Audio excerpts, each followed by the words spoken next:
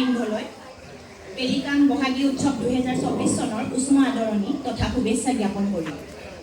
মই আজি আপোনালোকৰ আগত এটা কবিতা আবৃত্তি কৰিব ওলাইছোঁ। কবিতাটিৰ শিৰোনামা মৌনতাৰ অন্তৰালত। কবি আন কোনো নহয়, মোৰে দাদা শ্ৰীমান জ্ঞানজ্যোতি দেৱী। মোৰ কবিতা এনেধৰণে। কুলিৰ মাত শুনি পাইছানে বাৰু? ইমানকৈ চিঞৰেনো কিয়?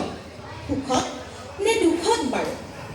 সুখততো কোনেও ইমান নিচিঞৰে, দুখতহে ৰাউচি জুৰি কান্দে। সেই চিঞৰ যদি সঁচাই দুখৰ, তাকে শ্ৰোতাই আনন্দৰে প্ৰকৃতিৰ শান্তিৰ বতৰা বুলি গ্ৰহণ কৰে।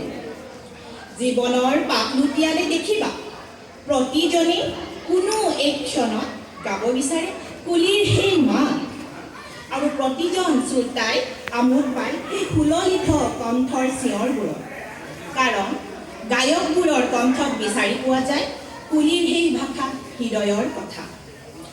নীৰৱ নিস্তব্ধ শীতল সময়েই হ'ল অতীতক পাগলাৰ সময়, আৰু সেয়ে কুলিটিয়েও এই সময়খিনিতেই যেন বিৰহত উচুপি উঠে মৰমৰ জনক সুঁৱৰি।